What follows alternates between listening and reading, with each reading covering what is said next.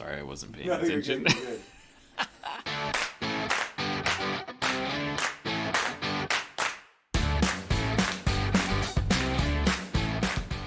Hey, Spokane. Welcome to our first episode of Evo Real Talks. I'm Matt Side. I'm Jessica Side, and we're excited to be here. We are. This is kind of an interesting evolution, if you will, of our real estate career. Which we probably should just clarify for our audience that Evo Real, it's not Evo Real, even though I won't personally correct you if you say that, but it is the evolution of real estate. That's what the name came from. So, Jess, tell us a little bit about, not tell us, tell everybody else out there a little bit about us. Sure. Well, I think it's important to know that Matt and I have spent most of our lives in Spokane. We won't give you all of our history, but essentially we've lived all of our lives here. We've been in real estate for 16 years, in one respect or another, and we own a real estate company called Everreal. It's actually a real estate team within a company that we own called Realty One Group Eclipse. We've sold over 1,000 houses since 2012, so we've done it a time or two. That's pretty cool. And when we were approached to do this show, we thought long and hard about how we keep real estate interesting and not just be a bunch of numbers and boring stuff on the radio. It can be extremely dry, real estate. One of the commercials that we do says, let's make real estate fun again, because we want to have some fun on this show. We don't want it to be too dry. And so we're not just going to be talking to you as buyers or sellers, but really members of the Spokane community. And we're super excited to do that. So we're going to have a few different segments on the show. And the first segment we're going to do is we're going to talk about some real estate history, or for some history in Spokane, which a lot of history has to do with real estate. And we also want to feature a house that's for sale. And this is kind of cool because we've actually got a house that's for sale that is full of Spokane history. And that is Patsy Clark's. Patsy Clark's is for sale right now. Did you know that, Matt? I do know that. Why do you know that? Because you told me about that earlier today. I sure did. I did tell you about that. So for those of you who don't know where Patsy Clark's is, it's in Browne's Addition. It's 2208 West 2nd. And the home is listed right now with Eric Tucker with John L. Scott. And before I tell you the list price, I want to tell you a little bit about its personal history and its personal history to me. So first of all, number one, my mom and dad were married in Patsy Clark's in 1969. Did you know that? I did actually know that. And when I think of Patsy Clark's, I always think of a wedding venue. Yeah. And I've got only a few pictures of their wedding, but it's kind of beautiful. I also celebrated my 18th birthday there, and I'm fairly certain that Sarah Rothrock, my cousin, came with me to that. That's because they turned it into a restaurant. Yes, they turned it into a restaurant. So when I was 18, I celebrated there. I took a tour, and they had all kinds of cool little plaques and things like that you could read about the family and where they, whose bedroom was whose. And we actually sat in the table where my parents stood for their wedding. They stood on a table? They didn't stand on a table. but they did stand in like an alcove. I always heard that my grandmother danced on tables across the Atlantic. Okay, well, that's not what we're talking about here. And my grandma was always so proud of that. The last little... Unbelievable. The last little personal fact that I have about it is that my sister Erica had a best friend who was also named Erica, and she lived in the carriage house because she worked at the restaurant, because it was also, like I said, it was a restaurant. And so she actually lived in the carriage house, and I got to go in there, and I thought that was super, super cool. So that's my personal history with Patsy Clark's. Did you ever go there? No, I'm pretty sure we never ate dinner there. I went there when it was a museum, I'm pretty sure. Oh, okay. Wasn't it a museum at one point? No, it's never been a museum. All right. But, well, I must have walked. Maybe I did. Maybe I did go to dinner there one time, but it was not eventful enough for me to have a list. Well, I am a little more nostalgic than you, I think. So, but let me tell you some things about the house itself, and not just my own personal history. What about the real history? Okay, so it was built by the famous architect Kirtland Cutter, and we'll save his history for another day. Let's see. It was built in 1889. That's when the family, Patsy Clark. So Patsy is actually a man. seems a little bit strange. I was always confused by that. I'm like, why in the world would a child be named Patsy? But his name was Patrick. It's a nickname. Yes, it was a nickname that was popular back then. It has over 15,000 square feet. It is 3.5 stories high. Well, hold on, sorry. I've actually been there, but 15,000 square feet, 15,000. that's kind of a huge house. It's huge. Wow. It's huge. It has some of the cool big. stuff little facts that I found out. It had sandstone from Italy. The brick was from St. Louis, and I was like, I have no idea why that's cool. I really don't know. But it has brick from St. Louis, onyx fireplaces, 14-foot stained glass windows, a golden lined, so some of the furniture, golden lined chairs, silk curtains. This place is absolutely gorgeous. If you do want to see pictures of it, you can go to our website, everreal.com, search for 2208 West 2nd, and you'll be able to see all the pictures. So the house sounds amazing, but I actually want to know a little bit more about Patsy Clark, because the dude was loaded. Yes, he was. Gold-lined chairs. No, listen to this. He had a grandfather clock in there that they believe that cost, at that time, 1889, $17,000. So, sparing no expense, the mansion and its furnishings at that time cost $13 million. Like today's dollars. No, I don't believe that's today's dollars. Like he actually listen, spent $13 million that is correct. On that mansion when he built it in 1800s. Yes, with the furniture as well. If you've got gold-lined chairs. Okay, I can appreciate He was that. a mining, mogul in the area. And I'm not going to go into all the history of the man himself. But, yeah, it was...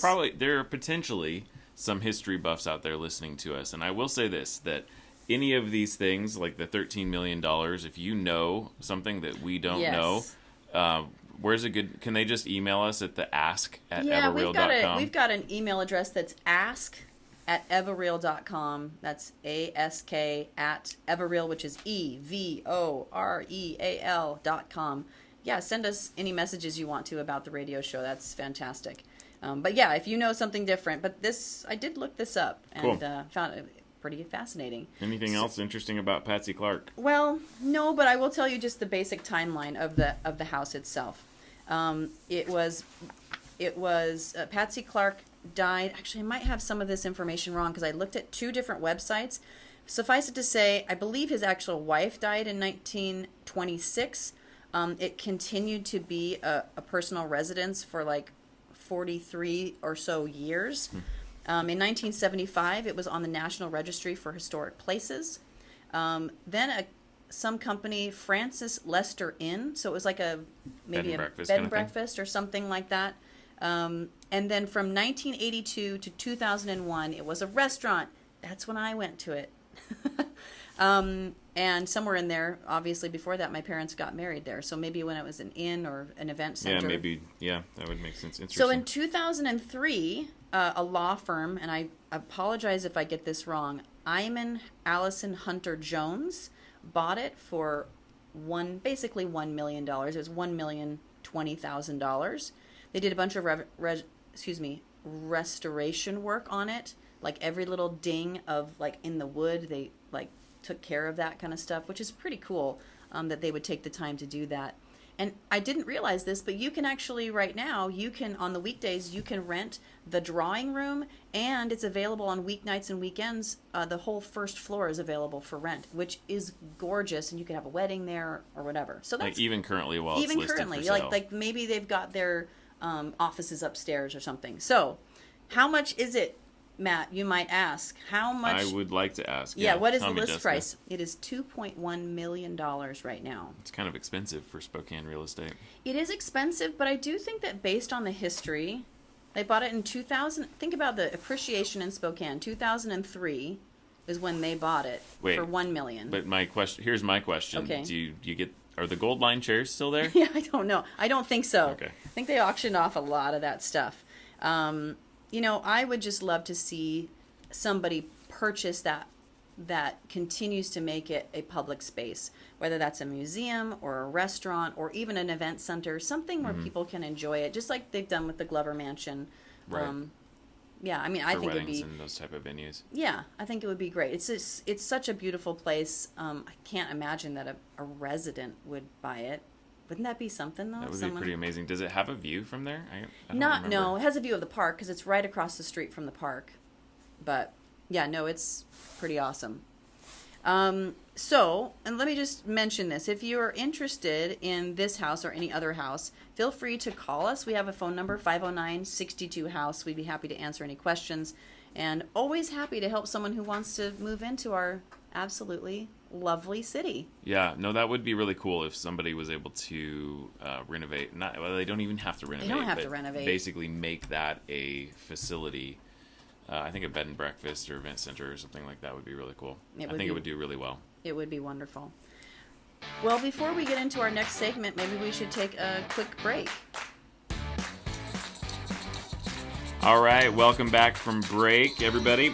So before we go into our featured community, I thought this being early part of January 2020 that we would take a quick look back at some of the real estate stats for Spokane. Sounds like a good idea.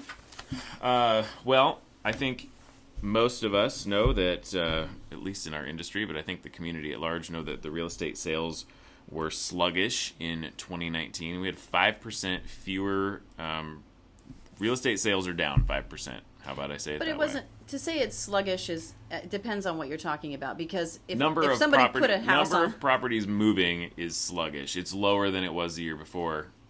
But if, all right, if you're sluggish gonna is the wrong word. If you're going to put a house on the market, those houses were going fast. There just weren't a lot of houses to put on the market. Yeah, absolutely. I mean, if you look at your average price, median prices, so for the year of 2019, average prices are up 11.2%. The median home prices are up 10.7%. So absolutely, the values are going up. And I think the number that really is driving everything is inventory. And we ended the year with 0.9 months of supply. So that's 0.9 months supply. Hold on. That is an incredibly astonishing number. And here's why. Because I've been doing the market updates for the past year or two. And we've basically bounced between, I mean, some a little bit lower than this, but 1.6, and maybe the highest we've been is 2.3, and that's months. So that's how many months of supply. Like if nobody put a house, let's just talk about explain inventory. that. We should explain that. So if nobody put a house on the market anymore, like today was the last day, we would have enough houses to get us through however many months. Right. So it's been 1.9, I would say 1.9 months has been the average over the last couple of years. So when you tell me it is now below 1 month, that in less than a month, if we stopped putting houses on the market, we would have no more houses. We'd run out of houses to sell. That is based on the number of buyers that are buying in our market and the number of active homes for sale. In less than a month, there's no more houses to sell. So I just want to make sure everyone understands, because we're, this is our first episode, right? So we haven't talked month over month over month over month about inventory. To start our inventory at 0.9 is, I have literally never seen it that low. Yeah, I would agree. And I think also to put it in context, a 6-month supply is a balanced real estate market. Right. That's where buyers and sellers, no one has an advantage over the other. Sure, you it's have a pretty balanced enough market. inventory that buyers can go out and look at some houses, make a decision, no pressure. Yeah. Sellers are going to get houses sold reasonably fast. Like they're not sitting on the market for months and months and months and months. Right. So that the 6 month is a balanced, but right now we're under 1 month. So that's a huge driver. Inventory is big across the nation. When you say big, you mean it's a big issue. Problem. Yeah, sorry. Okay. Part of the reason, I believe, just in doing some research in different places, I got a ton of stats off of Realtor.com. They did their housing 2020 forecast, and it really is a supply and demand thing going on right now. And affordability is a huge key. And so what I'm seeing out there is, if you look at just affordability on a national level, Spokane still has an extremely affordable price point. Yeah. And so I know for those of us that have lived here most of our lives, it feels like, and it's true, our market has gone up exponentially. Sure. Percentage-wise, like increase. Actually, I have somewhere around here some stats from the Federal Finance Commission and I'll find those at some point. But in the last 5 years, I believe it's 53% appreciation in housing prices in the Spokane market. That sounds, I mean, we've had over 14% year over year for now 2 to 3 years. And before that, we were easily at 9%. And so So what I'm saying with that is it feels like, oh my gosh, things are so expensive in Spokane, but across the country, someone living in Seattle right now, entry-level housing in Seattle is going to get you a whole heck of a lot more than entry-level housing in Spokane. And so that is continuing to drive Spokane's prices and keep Spokane's inventory so low, is simply because the national demand is pushing hard on that. Right, and if your house is priced right and it looks good, right, and you've got the right marketing, it's going like very quickly. Even in the, I mean, obviously, anytime you have winter months, right, that's gonna slow down a little bit, but they're still going pretty darn fast. Yeah, I would agree with that. Obviously, your price points are always going to drive it. Entry-level housing in Spokane is, multiple offers versus things that are a little bit higher, your $400,000, $500,000 homes. I did finally find my numbers here. Spokane, so this is Q3 of 2019. This came from the Federal Housing Finance Agency. Spokane and Spokane Valley, Washington ranked number 5 in the entire nation. The entire nation. This is not just middle market. This is all markets. Wow. So Seattle, San Francisco, New York City, wherever it is, number 5 for the appreciation over a year. So 10.36% appreciation over the year. We had 1.1 for just the quarter alone, and here's the 5-year number is 52.71%. Wow. Which is absolutely insane. So we're number 5. Number 5 on that list. To put it in perspective, Q3 of 2019, Seattle, Bellevue, Kent was 216. So their market has cooled, and this comes back to affordability. Because the prices in Seattle have gone so high, the affordability is so low over there that it's hard for people. Normal people can't buy a house in Seattle. And here, so numbers guy here, and this hopefully Jessica keep this interesting. But as you're looking at affordability in the Northwest, so the National Association of Home Builders puts out a quarterly number as well. It's called the Housing Opportunity Index. And so it basically puts what percentage of the homes sold are affordable to a family earning the median income, right? So if I'm making the median income in Spokane, what percentage of those people can actually afford a house based on the average price? So Spokane's Q3 numbers, 68% of families can afford to live in Spokane. Okay.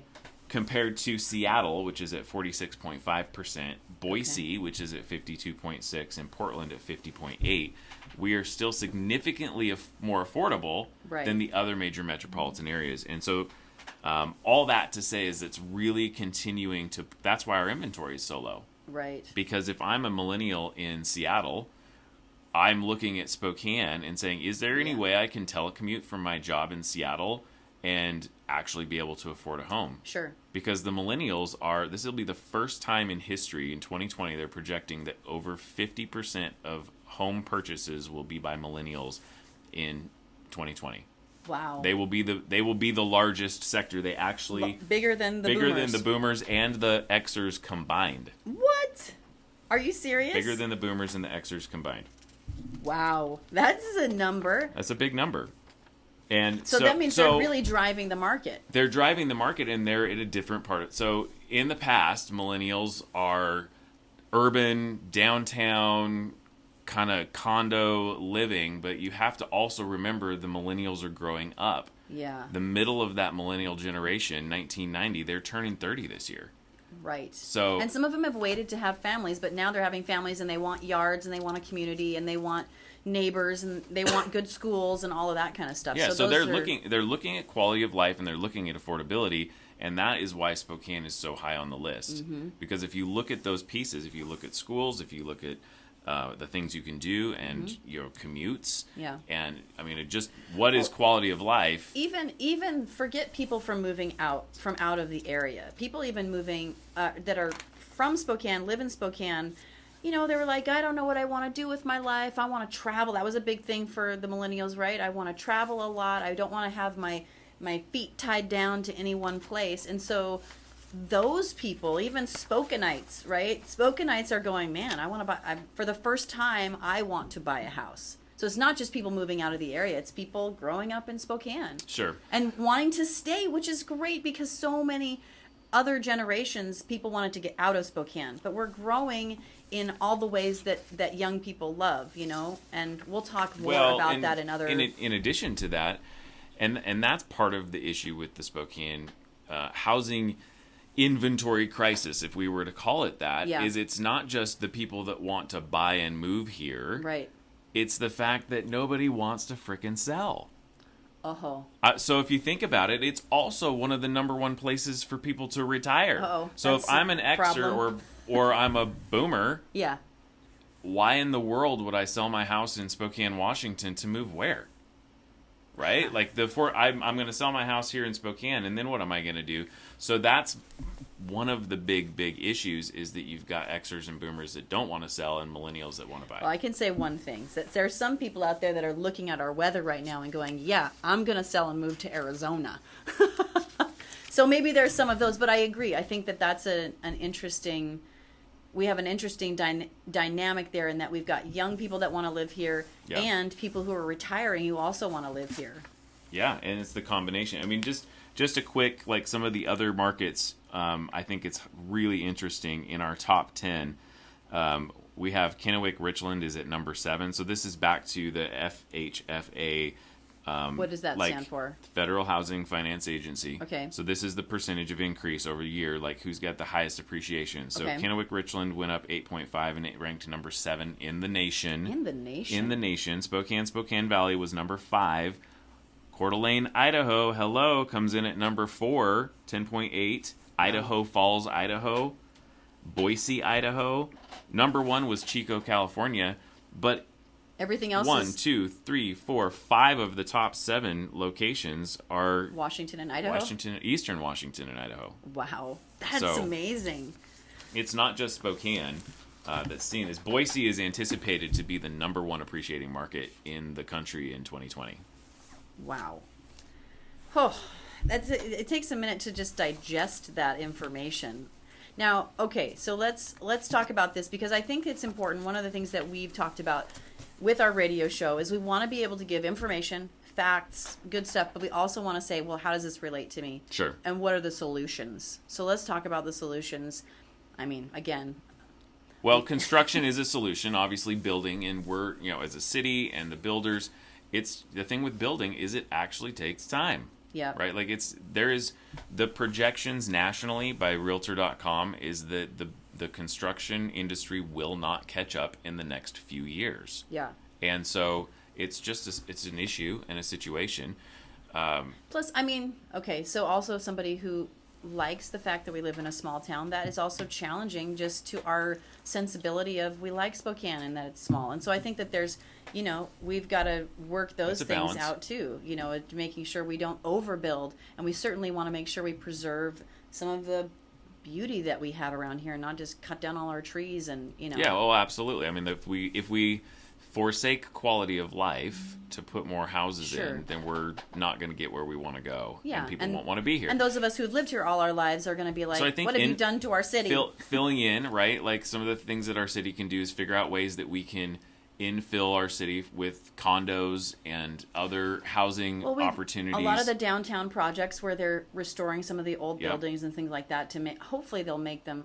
Unfortunately, affordability that's the issue, right? Really challenging. Because what happens is, and it's not just Spokane, it's across the board around the country, is the housing that's being built is the higher end, more luxury. Right. We don't need more in the luxury market. We need more in the entry level market. Yeah. And so builders and investors really need to start looking at how do we fill the gap in the entry-level aspects of the real estate market and still make that a profitable business. Yeah. One of the things that is potential are for those that own investment real estate. If you own an investment property, if you're in that boomer generation and you're thinking, okay, the market's crazy hot in Spokane for sellers, I own some rental property. If you're not planning on holding that thing for the next 10 to 15 years, maybe this is a good time for you to reallocate some of those assets, which would then ease some of the inventory issue, because most of those are probably entry-level housing. So let me mention something about that, because you and I own some rentals. We have some investment properties, and we're not ready to sell them yet. But certainly people that are a bit older than us are looking at that as a possibility. And maybe just a little story. So this is a little bunny trail, but it will come back, I promise. So a few years ago, about 3 years ago, my dad and my stepmom decided that they were going to move, and they moved to Italy. That's a long story all in itself, another time in another place. But I remember last year, they decided to actually sell their house in Seattle that they've had for a long time. And I was like, why would you do that? It's going to continue to go up in value. And then I kind of stopped and realized, oh my gosh, in 10 years, my dad's going to be 80 years old. Of course he wants to take that equity out of his property now and invest it in his life. Do something with it that's fun and exciting. And I do think that some boomers are probably getting to that place where they're saying, you know what, I could wait another 10 years, or I could sell those properties and use it to buy the boat, to buy the cabin, to travel the world, or whatever they want to do. So I think that there's some real validity in that. I do think that some people giving up their portfolios and putting that back into the market, it will be profitable for them, but it will also help Spokane's market open up to first-time home buyers and people who want to, start out in some of those homes. So that's definitely one of the ways that we can ease that inventory issue. That's cool. Well, I think it's time for a short break. Okay, let's do it. Hey, welcome back. It's Matt and Jessica Side here with Ever Real Talks. And we're going to go into what we like to do is feature a community in Spokane. And since we've been talking about Browne's Edition with Patsy Clark's, Browne's Edition is going to be our highlight. So what's to love in Browne's Edition? First of all, I just have to say that my parents, I told you that they got married at Patsy Clark's. They also lived in Browne's Edition in actually 2 different places before my sister was born in the early 1970s. So just a little fun fact right there. Tons of history in Browne's Edition and tons of fun stuff to do down there. Yeah, so Matt, I'm going to give you I would like you to tell me what I like to do in Browne's Edition? Yeah, what are the things that you like to do? My favorite thing is like the restaurants and the elk. I mean, you can't think of Browne's Edition without the elk. Yeah, it's very true. So that is probably one of the first things I think of when I think of not Patsy Clark's. When I think of Browne's Edition, is that they have at least 8 restaurants / coffee shops. It's in that very small area. It's one of those places that if I didn't have a family, I would probably live down there. And the reason I say that is just because there's just not as many big, the big houses are all condos and stuff now. Yeah, well, there's some houses, but very few. Yeah, so okay. It would be a really fun place to be young and single. Wow. Okay. But the funny thing is I was going to go, I want to quiz you on this different place, like what you like down there, and I'll add things to it. And then at the end, I was going to ask you, Matt, would you like to live in Browne's Edition? Because I knew the answer would be yes. You've always kind of had like this sweet spot for Browne's Edition. Yeah, it's a cool place. It's cool very place. Walkable. You can walk to the grocery stores. Okay, well, that's one of them. Hold on. See, you're getting them. So you restaurants, yes. Walkability, I call it a super score for walkability. It's amazing. Not only does it have all the restaurants you can walk to and Rosars right down there, so you got your groceries, but you can walk downtown too, which is super cool. Yeah, absolutely. The river's close by. Don't cheat and look at my notes on this. You got to think of these things on your own. What else do I like about Browne's Edition? Yes. The museums. There's museums down there. Yes, the Mac Museum, Kohl's Museum. So they're connected, I know, but you can go on separate, like you could go to the Mac Museum without going to Kohl's. And Kohl's is really amazing. You know what's really cool about the Kohl's Museum, Matt? I'll tell you. I'm going to tell you. I went there a couple of times with my kids' school, and they take you on a tour, and they actually tell you stories. Like you go down to the room where they did the ironing, and they can tell you when they got the iron and how they felt about it, because they actually have some journals from some of the people that lived there, not just the people upstairs, but the people downstairs. Oh, that's cool. It's really cool. So talk to me about the Kohl's Museum, because we don't even spend a ton of time on this. Sure. What is it? Is it one of the houses like Patsy Clark's? Just like Patsy Clark's. It was one of the mansions down there. It's right on the bluff. It's gorgeous. And it really is. They've kept it as a museum. It's not an event center or anything like that. Unless, and again, if I'm wrong, send us an email at ask@everreal.com and tell me I'm wrong. But it's so you can go through the carriage house, you can go through the main house, you can go downstairs. Oh, that's cool. You can go into the kitchens, into the living room. There's some places, obviously, they're roped off and they have a lot of the furniture. It's really, really cool. And it's right next door to the MAC. And the MAC is really cool too. Okay, so Museum of Arts and Culture, right? Thank you. Very good. What other things about Browne's Edition that do we love? The park. Yes. Is huge. That's right. It's called Coeur d'Alene Park. Coeur d'Alene Park. Was that an old racetrack? I think you're talking about something else. Oh yeah, that was Corbin. Yeah, we can talk about that at another time. Giving away some of our history for the future. Good information about Corbin Park. Anyway, the gazebo has always been one of those places for me. Like, there's that cool gazebo in the middle of I don't know if it's in the middle, but that's beautiful. And as a kid, like, it's such a romantic thing to have a gazebo. It's like, you feel like you're back in Music Man or something, you know? Oh, we got trouble. Do they?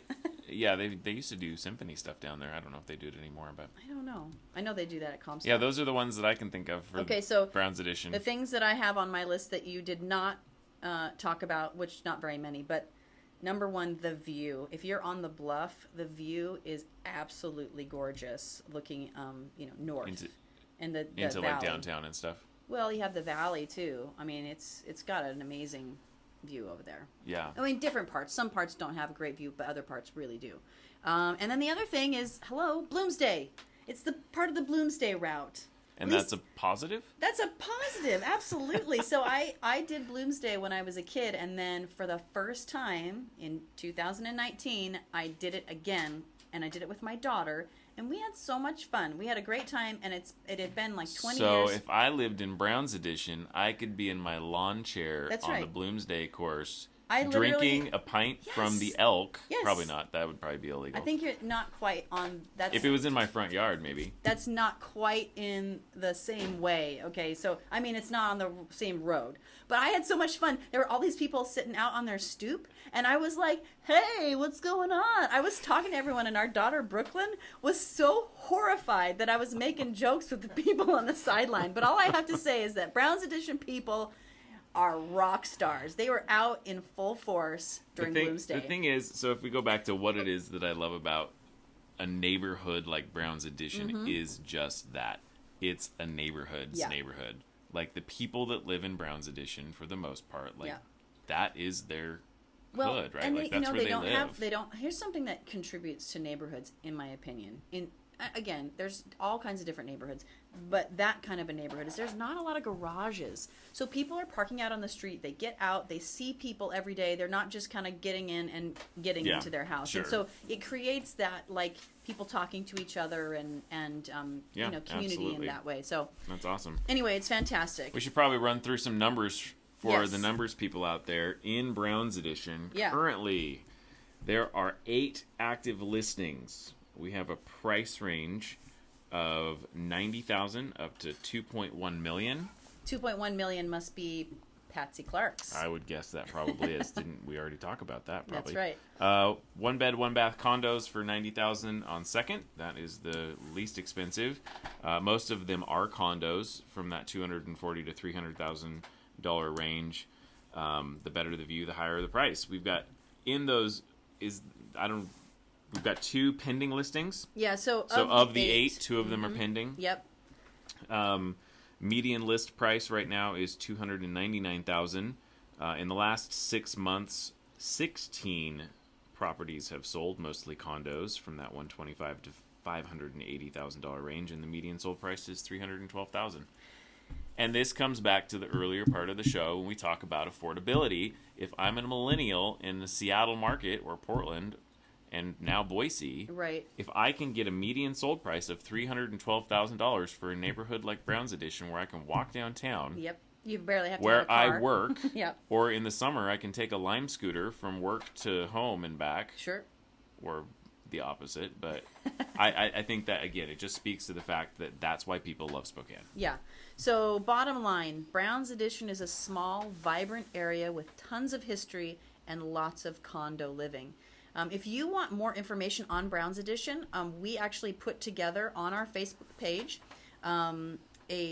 just a whole feature about Browne's Edition. You can click on there. It'll take you to the houses that are for sale in the area.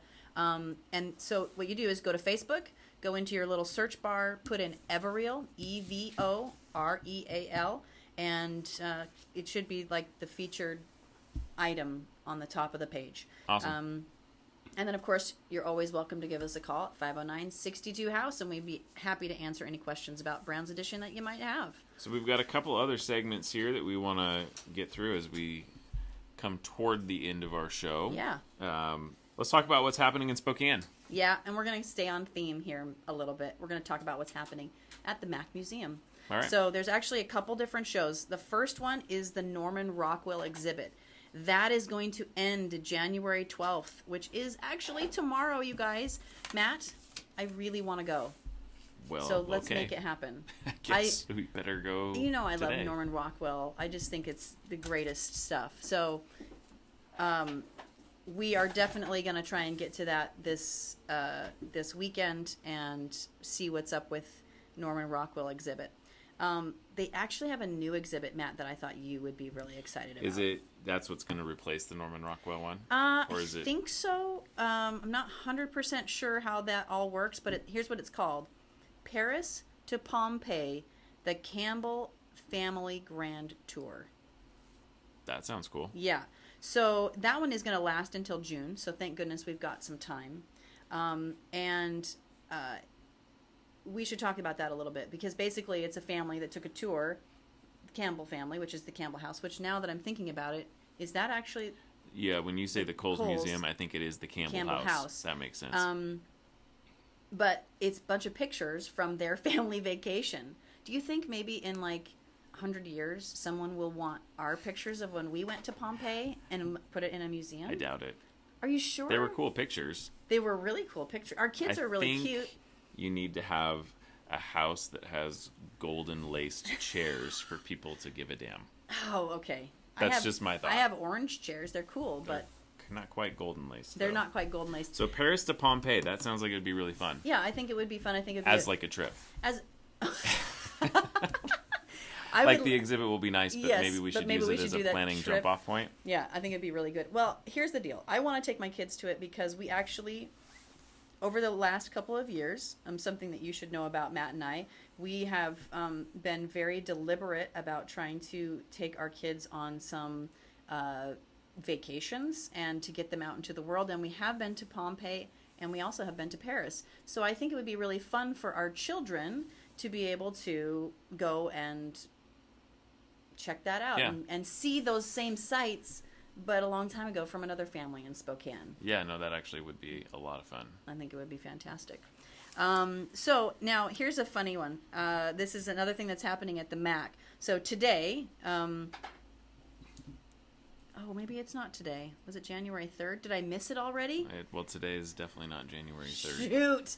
Well, I'm going to say what it was anyway, because I thought it was hilarious. It's a holiday unwind with wine. And they basically said, bring your cross stitches and your knitting, and you can have some honey wine from Hierophant Meadery. Oh, does that sound right? Sure. I don't know them particularly, but do you get a pint of mead or a... I don't. You get... Well, it's called honey wine. That's probably And so you'd be doing your cross stitching and that at the same time. I would be curious how well the cross stitch is from the beginning to the end of your unwind time. Yeah. You might have to undo some of those stitches. Undo it and redo it. That's great. That's great. Anything else going on down there? Yeah, so the other thing that is happening down there that I think would be also extremely interesting, let me just say this. There are other exhibits that I'm not highlighting here. I kind of brought up the ones that I thought were kind of the big ones and things that really interest me.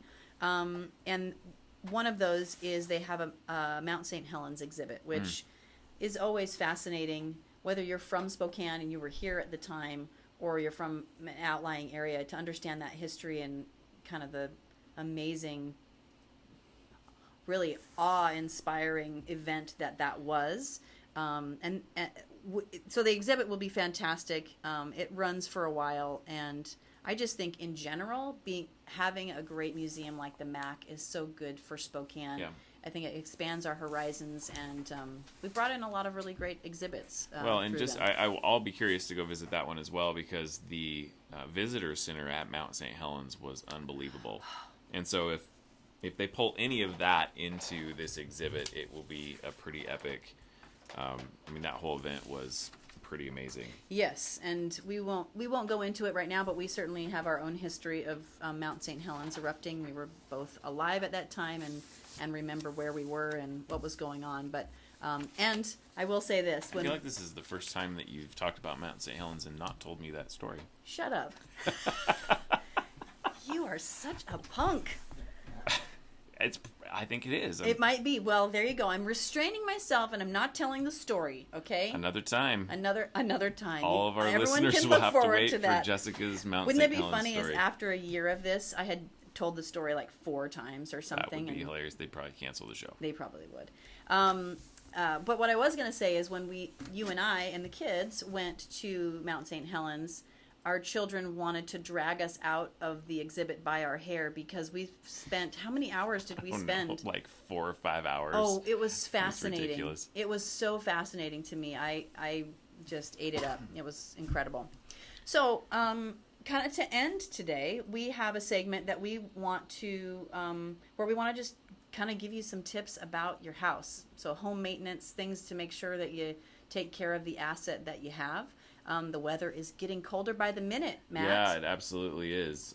Snow on the ground, and coming up next week, if the weatherman's correct, it's going to be pretty dang cold, some single digits. Yeah, and the possibility of frozen pipes has got me chilled to the bone. Oh, I'm sure it does. Wow. It's a little joke there, just a little. She'll be in town all week. A little winter joke.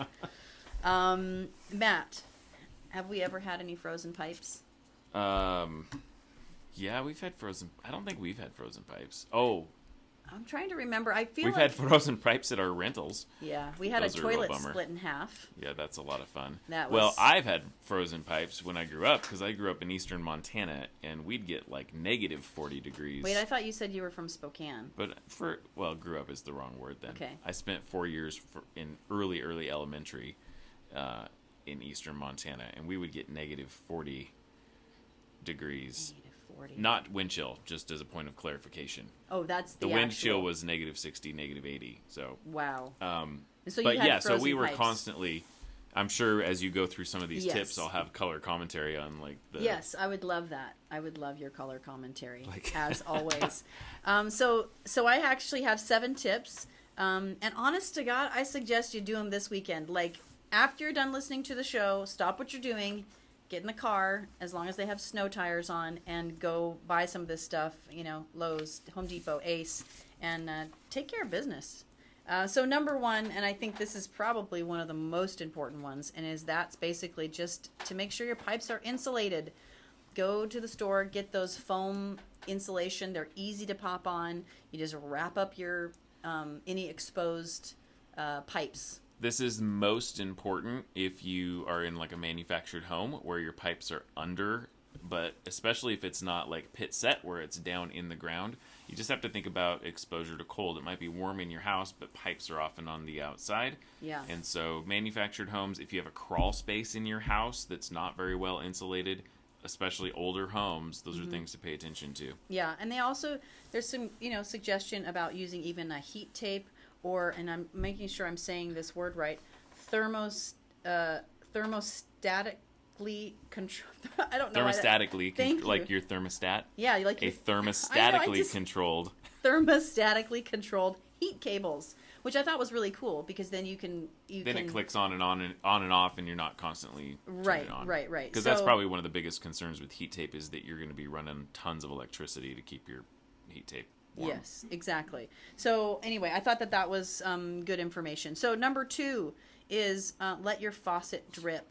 And you know what? I actually always thought it was just because as long as the water is moving, it's not freezing. And then as I did a little bit of research for this show, it said that it was more about the fact that then it kept low pressure, which means then your pipes wouldn't burst. It had less pressure on your pipes. Interesting. I've never heard that. I've always I've always thought that it had to do with movement of water. And maybe it's a combination of both, but they do talk about the fact that it's because it's not the pressure. It wouldn't burst if it doesn't freeze, and so if it's dripping, then it wouldn't freeze. Yeah. And I've always heard, so this is Montana speaking, we'd always do like a pencil lead stream. So the drip is great, but if you're getting down to single digits or below 0, then you need to have it more of a pencil lead. And don't forget hot and cold, because if you've got pipes on an exterior wall, for example, then you need to be moving the water through both sets of pipes. Because if it's stopped in one and not in the other, so I'll turn a little bit on in the cold and a little bit on in the hot and keep it moving. I'll just mention that our first home that we purchased, long story, again, another one for another day, but we remodeled it, and when we took out the sheetrock from behind where the kitchen sink was, it had literally 0 insulation. And so I remember when we first got married, turning on the water and making sure that was because we knew it was on an outside wall and that the likelihood of it freezing was very high. And opening the cupboard doors to let the heat from the house in. Oh, that's good. Well, actually, that leads to technically number 4. So we're going to skip number 3 and go to number 4. Basically, open the doors, your interior doors in your house, opening them up, whether that's a cupboard door or a door to a bathroom, because it helps the heat continually move through the house more efficiently. So that's a smart thing to do. So that was number 4. This is number 3. Number 3 is to seal up your cracks and leaks. So places where cold air can move into your house need to be taken care of. So especially if it's close to pipes. Yeah, absolutely. So near dryer vents. So they're talking about anything that's been cut into the wall, right? So dryer vents, windows, electrical wiring, pipes.